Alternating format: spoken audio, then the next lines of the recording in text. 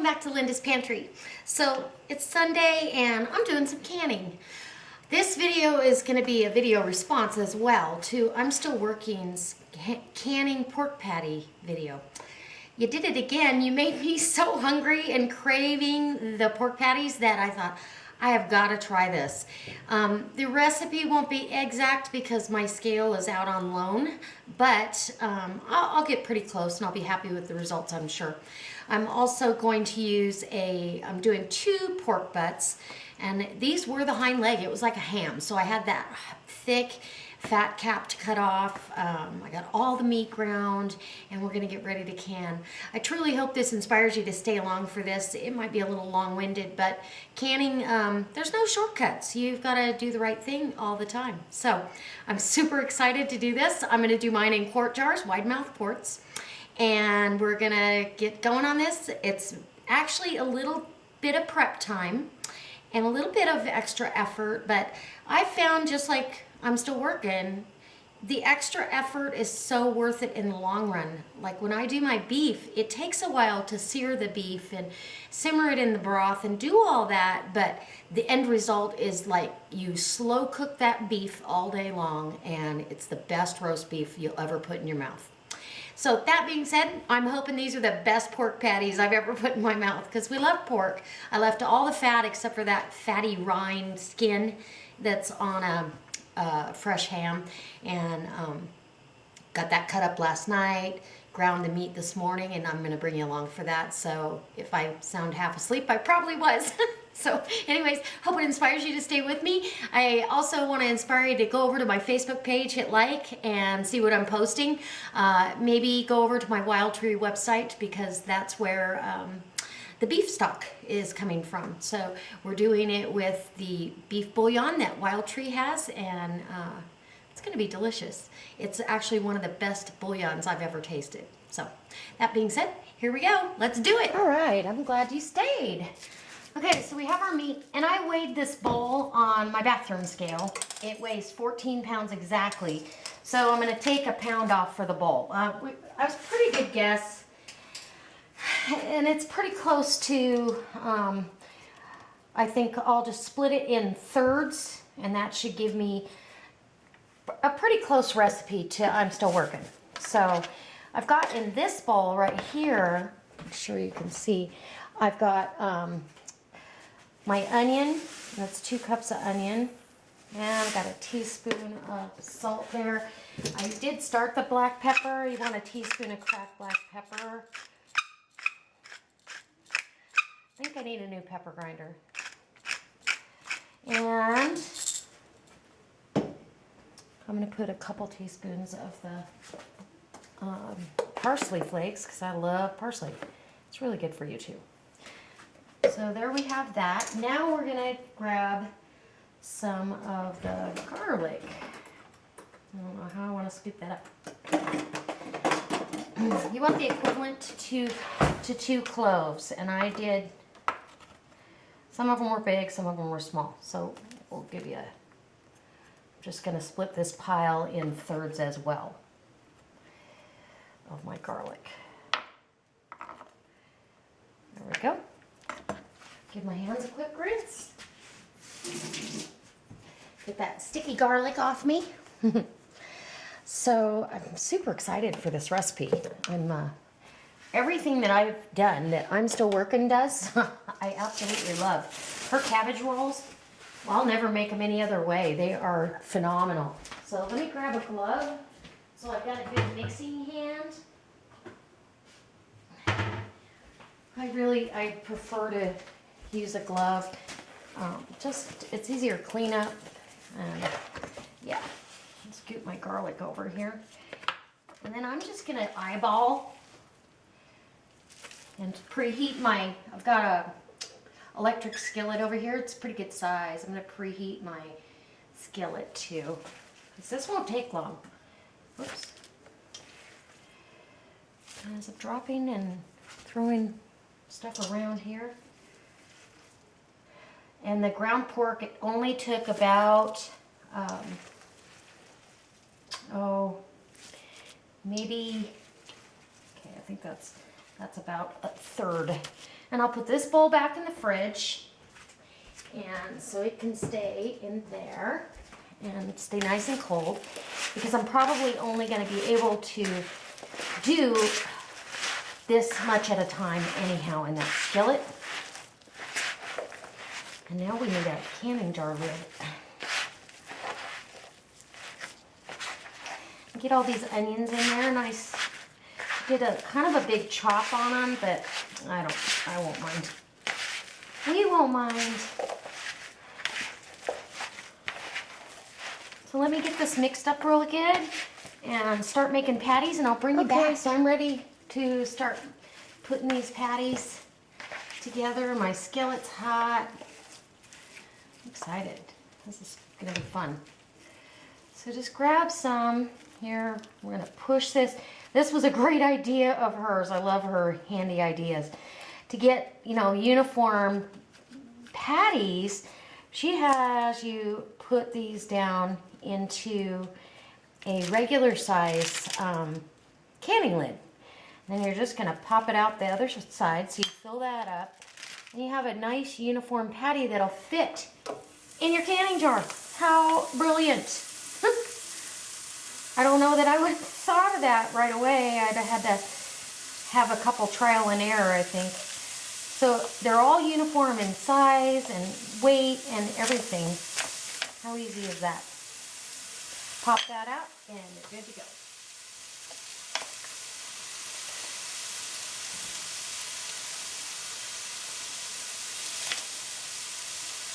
Okay. Oh, and I did want to say, I got these pork roast on sale for 99 cents a pound, and I have not seen them that cheap. I told you in an earlier video, a year ago in May, I canned pork butt like this. I canned it in chunks for 88 cents a pound, and I have not seen it go any lower than $1, or 99 cents. That's the first time it's been that low. It's been really up there in the $1.49 range. Even during Cinco de Mayo, it was not, which is big here in Nevada.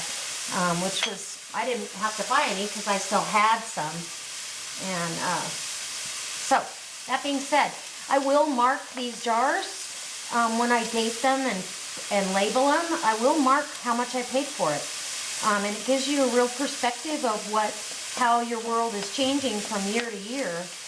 Because when I open these, I'll be eating it at yesterday's prices. Look at that. These are fabulous. So if you had a helper in the kitchen, which sometimes I wish I did. Sometimes, it's just easier for me to do it. But if you had a helper, you could do a little assembly line of patty making, because this is going to take me a while. Anyway, I'm going to do one more for you. Okay, so the first batch is ready to put in the jars. I'm not going to, put them on a rack, put them in the oven. I'm going to try to do it right now. I've got my jars that have been warmed, so I can put hot stock in there. And then I'm going to keep them warm while I'm doing the other batches in the canner. And the canner's warm but not boiling, so we don't have any failed jars. And then I have the rest of the patties. Looks like it made 15, 16, 17, 18, 2, 4, 6, 8, 34 patties for that, well, approximately 4 pounds. So this is going to make a lot. I don't know what I'm going to do here. Anyway, we're going to can up as much as we can, and you can always freeze this. And I might actually freeze them in patties. I've got these parchment separators that I could bag them up and do a canning another day. Anyway, I'll bring you closer so you can see what they look like. And you don't really want them you're not trying to cook them all the way through. You're cooking them, you're searing them. You're getting that caramelization on the outside that will add the flavor. It'll hold the meat together just like we do our beef. So I then get my jar ready, and I don't think I might want to spread these out a little bit more. I'm just going to plop them right in there. They look delicious. Stacking, I don't know if they're going to stack. I think I need to spread mine out a little bit.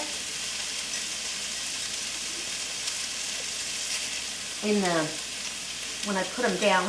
This will be an experiment here. Because they kind of clumped up in the center, like some burgers do. That's okay, they'll be like meatballs. So nice and brown. Delicious. I didn't even count how many's in there. You guys are counting, hopefully. And I think I can get one more in here. Yeah. Okay, perfect. So I've got those patties. These will be almost like breakfast patties. And you could put a sausage-covered gravy with that. It'd be delicious. I can't even think of anything more delicious. I'm going to cook one of these off for me so I see if cook it all the way through. I got a little oddball shaped one here. See if they are actually spiced correctly for me. And I think I will smash them down a little flatter. So what I'm going to do now is I'm going to fill this with stock. I'm going to wipe the rim. I'm going to put the jar and the lids that have been heating on the back of the stove. I'm going to put that on finger tight, and we're going to see how these go. I'll put it in the canner and it can wait for the rest. Ooh, that's hot. We'll wait for the rest of the jars. All right, guys. I'm not going to bring my stock over here, so. 4 jars to all of the patties except for 2. The last 2 would have been sitting up above the liquid, and I'm not doing a dry canning, so I wiped that off with vinegar, and we're going to put this in the garbage. Put our lids and rings on and let her rest in the canner.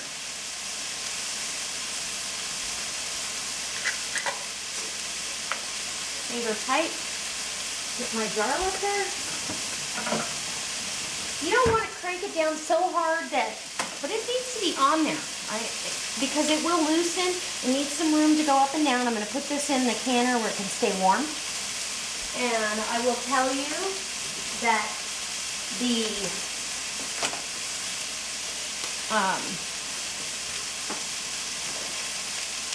patties, I'm pressing them out flatter, so I don't have, meatballs necessarily. So I'm pressing them out now when I put them in, and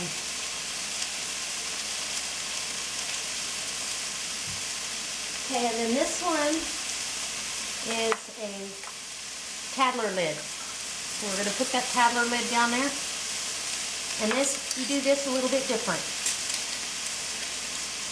You put it on and then back it off a quarter turn. Just a tinge. So, and then as soon as this one comes out of the canner, you've got to crank it down to seat that down. And there you go. So these are going to rest in the canner. I'll bring you back when I got something else to show you. Okay, it only took me 2 jars, flattening them out, and then it dawned on me that I'm still working with using the wide mouth lid. I know you guys are probably laughing at me, but when in her video she said a regular canning lid, and I thought she meant the regular size canning lid, but no. So 8 patties will fit in a quart jar with the covering and 1 inch of headspace. And I'm still working on it. So there you go. This is going in the canner because that's hot. And I may have to make up some more broth, but I'm not sure, or sauce, but I'm not sure yet. Okay, so I got 7 quart jars of the patties in the canner. And the last 4 are perfectly stacked. That's a great way to measure them out, and they just slide right in there and stack on top. Filled with that beautiful broth. And anyways, these are going to can for 90 minutes. At my altitude, I need 15 pounds of pressure. So 90 minutes, and we'll see you. And well, usually it takes a while to heat up, takes a while to cool down. So I'll be back in about 4.5 hours. 4 hours maybe? Okay. And, oh, maybe I should tell you what I'm doing with the rest of it. because it did. Let's see, we got this. Here we go. Sorry for the movement. I'm going ahead and cooking these off. I'm going to completely cook those. I've got this much meat left. About 2 pounds, maybe not even that. I'm going to say 1.5 pounds, we'll say. I'm going to use part of it in a meatloaf recipe. I'm doing a solar oven meatloaf. And I'm going to put the rest in patties and put them in the freezer. Guys, we're ready to get these jars out of the canner. It's come down off of pressure. We're going to make sure we get these out of here safely. You always want to open this, because these are still boiling in there, as you can see. And I'm going to tighten that one down. That's my Tadler lid.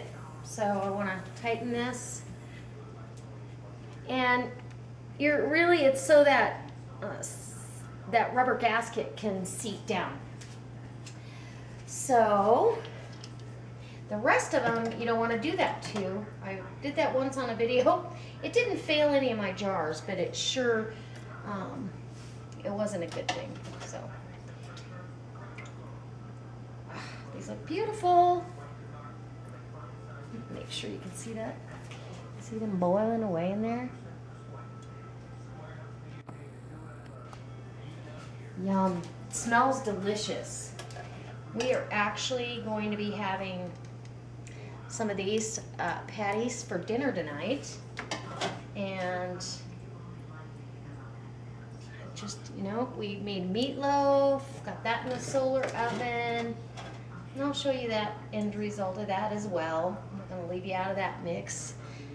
Got some bread going. We've got a busy day. This was a little bit of work.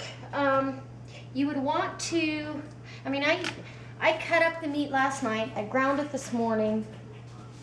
And I did the canning. And, you got to cook it off or at least sear it off. And so there's a little bit of work involved and time. You've got to be able to commit that time to what you're doing. But how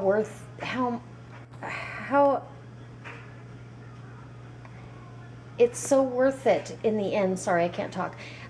It's so worth it in the end to have these meals on your shelf. And you can see the onions that are kind of floating away around. I think next time I won't be as lazy and I'll chop those onions really fine like I do for my Salisbury steak. And we did have one of these cooked off and it really tasted good. So I'm excited to see about the texture in the broth and the patties, how they feel. And there we go. We got jars popping already. So, yeah. I hope this inspires you to step outside the box you're in. Somebody told me earlier today that she got a freezer and she was going to learn how to freeze. And I thought, okay. She says, yeah, I don't freeze anything. Bless her heart. I'm amazed that people don't do more to be more self-reliant. So I hope it inspires you to try something new. Maybe try canning. Try putting some food back when you get it on sale. This was 99 cents a pound. It's pretty reasonable. And I got how many meals? 7. Well, a jar like that will last my husband and I 2 meals probably for each of us. So that's 4 meals times 7. And then we've got that meatloaf that's going to give us sandwiches all week, and we have a meatloaf in the freezer that's going to feed us for a dinner out camping and some sandwiches. So it really provided a lot, and dinner tonight. So it's a lot of meals. I'd have to add that up. But 99 cents a pound, I spent $16 on all that meat. So anyway, I hope it inspires you. And we're going to wait until we get the bread done and the meatloaf, and then we'll say goodbye. Okay, guys. It's beautiful. It smells delicious, too. Oh, and you guys know the routine. Okay, these are going to sit here for 24 hours. No draft. I don't have any fans blowing in here. And then I'll take the rings and I'll take the bands off. Wash the jars really good, because you will have some sediment from them pressurizing and pushing air out, and a little bit of broth comes out. Wash them really good, scrub them, label the top pork patties, today's date, which is the 30th of September, and 99 cents a pound. So I know when I enjoy them later on how much I paid for it. Makes it all the sweeter. Okay, wait for the bread. Okay guys, while my canner is cooling down, I decided, well, I took the rest of the meat mixture and mixed it with a pound of turkey, and I made a meatloaf for our hunting trip on the small side. Not quite this small though, next size up. And then a big meatloaf for sandwiches this week. So I put that big one in the solar oven, and I hate wasting energy even when it's harnessed from the sun. And I thought, what else can I make in there? And then I thought, oh, I need to try the Wild Tree bread mix. So this is a sampler mix, like what you would have at a tasting or a party. And then this would be the full-size bread mix that you would get off the website. And I'll leave my link below, but this is how easy it is. I'm doing the whole wheat beer bread mix, and all you add is room temperature beer. Now you can replace it with soda, like this package says. You can replace it with club soda, Sprite, or ginger ale. So depending on the flavor that you wanted, if you were, you don't want beer in something, you could change your mind and do that. So I'm going to get a bowl out, and we're going to mix this up, and I'm going to show you just how loud I can be. And how easy this is. This is super easy. It's 2 steps. So I need a spatula. I think I'll just mix it with a fork. All right. So make sure you can see me real good. There we go. There we go. So, and it's like 1:15 in the afternoon. Now the sun is starting to change because we're in fall. So I don't have as much time during the day as I used to do bread. This is, remember, whole wheat. And you don't need a very big bowl. It's not going to make a big loaf. I'm hoping this is big enough. Because I don't think I have a, well, I guess I do have a smaller, I do have a different size loaf pan. And that's what I'm going to use right there. And then I don't have to put my bread in aluminum. I'm excited. This is an old dish. I love it. It's one of my favorites. Anyways, I almost forgot about that. So you're adding room temperature beer. Obviously, it's going to be a little bit flat.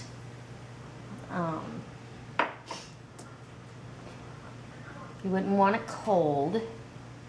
I'm assuming the same for the ginger ale or the Sprite or soda water as well. And it says your batter will not be smooth. It's going to be a little chunky, so to speak. And you don't let this rise or anything according to the instructions. I'm hoping that's enough. Because this package called for 6 ounces.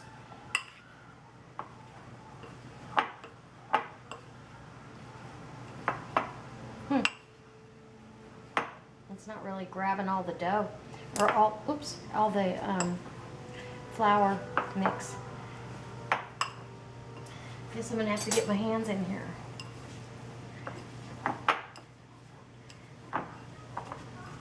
There it is. Now it's grabbing it up. It's a nice dough, actually.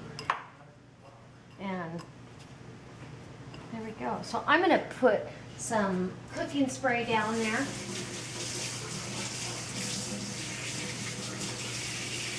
How convenient and simple is that? I can make bread in less than 2 minutes. And get it out in the solar oven. And it's a small enough loaf that it won't go bad. There's no preservatives. Remember, Wild Tree doesn't put any preservatives, so it would not hold up on your counter very long. So I'm just gonna form this into a nice little loaf here. And this really feels nice. So we're out here. I just put the bread in there, and there's my meatloaf. The temperature gauge is set, it's right at 250.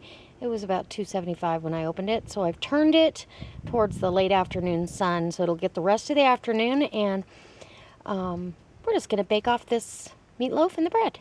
Okay guys, it's gonna be delicious and easy. Okay guys, so I had to bring the bread in, and this is still hot, and the meatloaf. The meatloaf, I'm gonna make sure it's completely done. Our sun angle is affecting my cook, and so I thought, you know, I'm just gonna bring this in. What a cute little loaf of bread. Look at that, it's very cute. It smells delicious, actually. And it sounds hollow. I don't know that I got the correct rise on it. It didn't really contain any yeast. It just contained baking powder. So that would be the leveling agent. So, because I love bread, I'm gonna cut into this while it's still hot. I'm just gonna see what we got here. Look at that. It's beautiful. It's warm. It smells amazing. And it was out there for, a good 2 hours. But like I said, the angle of the sun changes. That's where that ultimate solar oven would come in handy, because you've got a bar in the back that you can raise it to the angle you need. And me, I've got to prop mine up, and if there's anything liquid in there, I don't have a leveling tray to set stuff on, and so that's my next big hoorah as far as purchases go, I think. So I'm going to take a bite of this, give you a... Oh, wow. That's really good. Yum. Okay. Well, Sage says she thinks she needs some too. That is delicious. It's got a really earthy whole wheat flavor to it. Let's see if I can get you in without getting fuzzy. No fuzzy, but look at the crumb on that. It's beautiful. You would never know that wasn't a yeast bread. Now, I think if you added a sprinkle of yeast in that, you'd even get a better rise out of it, maybe a little fluffier, but I'm not going to mess with it. I just did it the way it called for, and it's absolutely delicious. So doing it in the sun oven might have affected it. The next time I make one of the breads from Wild Tree, I will do it in the oven so we can see the difference, if there is a difference. Okay, so I hope it inspires you to go over and check out my Wild Tree channel, or my Wild Tree page. I've got the link below. It's just got a wonderful line of products for you to choose from to make your life easier. If you're not into the whole homestead, do it from scratch, make your own yeast, make your own everything, this is a healthier version of doing it, or somebody else doing it for you. So anyway, I'll let you take a look at the meatloaf, and then I'll let you go. Okay guys, finally we have our meatloaf that I cooked. Mainly I cooked most of it in the solar oven, and this has a little bit of fat in it, even though when I cooked off the pork patties, it didn't render any fat in my pan at all. So, but here it did, and so I'm not sure what that's from. Either the combination, I'm gonna drain. It's not fatty fat. It's more like juice. So, hold on, parchment. So we're gonna slide this right off of here. There you go. I love parchment paper. And then I'm gonna drain off. I don't need that juice. This is still pretty hot. Take that away. It smells absolutely amazing. And I did check the internal temperature is 180 right now. Well, when I took it out. So let's give you a look.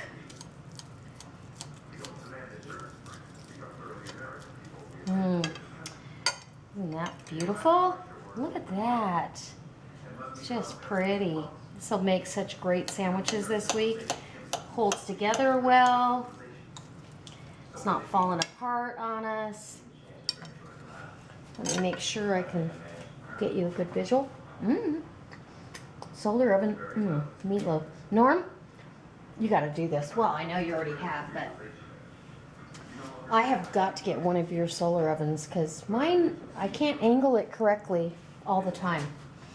So what I'm going to do is clean up here on the edge of the plate, give you a taste test, and let you go. This was a little windy video, but I couldn't think of anything that I could really leave out, honestly, and give you the full on, for real deal.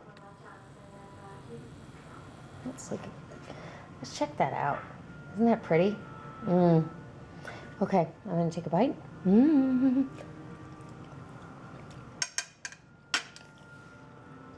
Oh my gosh. Wow. I've never combined turkey and pork together. I've done pork and beef and veal, but that really works. It's delicious. It's moist and tender.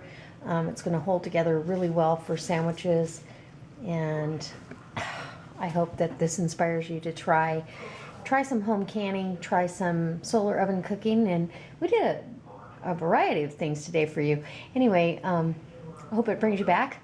And if you like this, go ahead and give me a thumbs up along the way, and maybe go over to my Facebook page and or my Wild Tree page, because I have a link below in the description bar for both. You can go over there and shop, or you can go hang out and see who I'm watching on Facebook. All right, guys, as always, I appreciate the support, and you guys are awesome. God bless.